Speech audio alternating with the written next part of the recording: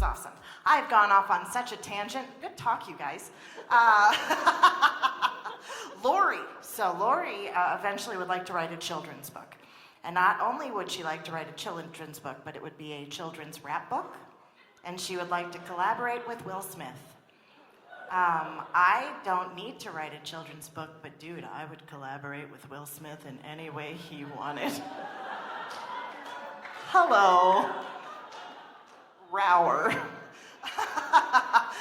Another thing that she said is if she was ever in the Winter Olympics, she would want to be a snowboarder so that people could actually identify her and say, oh yeah, Lori Heisler, she's a snowboarder. She already snowboards, but she doesn't feel that she's earned the title yet. So as far as you guys know, kick-ass snowboarder about to come out on stage. Here she comes. Thank you.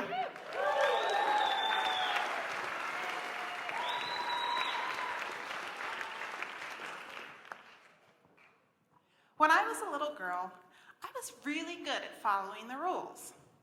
I said my prayers at dinner. I raised my hand in class. I always did my homework. And I didn't dare talk back to my mom. And then I became a teenager. Don't get me wrong, I wasn't a bad kid. I was just sassy. So whenever my mom and I didn't agree, I would just have to speak up. I spoke up about your typical teenage dilemmas like my early curfew and why I should absolutely be allowed to date the cute boy down the street. Boy, could my mouth get me into trouble.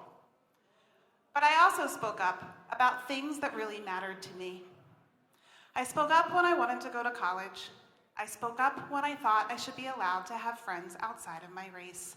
And I spoke up about my father's abusive behavior. Truthfully, I think having the courage to speak up is one of life's greatest gifts.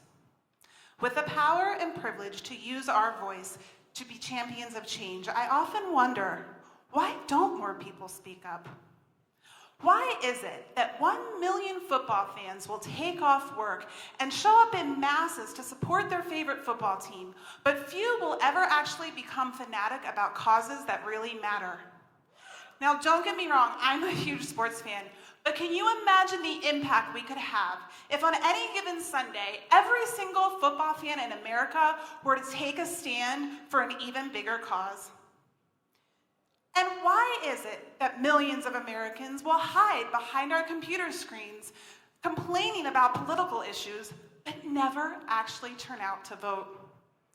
We will go to great lengths to defend our opinions and to argue our ideas, especially on social media. But most of us will never actually take a significant action towards making the world a better place. And few of us are really willing to die for our beliefs. Let's face it, standing up and saying what's on your mind doesn't always come without a cost. Like the beloved Malala, the 14-year-old Pakistani female activist who, even after being shot by a Taliban gunman, refused to give in on the fight of a girl's rights to an education. When even the smallest of voices speak up, we must be courageous enough to join them. We cannot transform humanity without voices absent of love and courage. So in a minute, I'm going to ask you to take a stand. When you take a stand, you take action. And taking action is the key to creating positive change. But before I do, let me tell you a few things I've had enough of. I've had enough of senseless gun violence. I've had enough of children being witness and victims to violent crimes in their homes, in their churches, in their communities, and in their schools. And I've had enough of seeing kids being caught in the middle of combat zones, and I've seen enough of kids being brainwashed, drugged, and recruited into combat.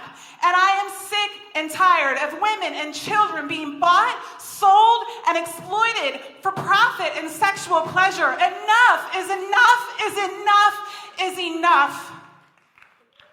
What matters to you? What matters so much to you that you're willing to take a stand and put your life on the line for it? Whatever it is, I ask you, will you stand with me? If you're willing to be a champion of change, please stand up now. If you're willing to take on the rights and responsibilities for the safety of children and women everywhere, please stand up now. And if you believe that every person, no matter how rich, no matter how poor, no matter race, religion, language, or sexual preference, deserves to be treated with dignity, compassion, and love, I urge you to please stand now. Tonight, we may just have made a significant impact because regardless of what we choose to believe and who we choose to love, together, we just ignited a spark. Thank you.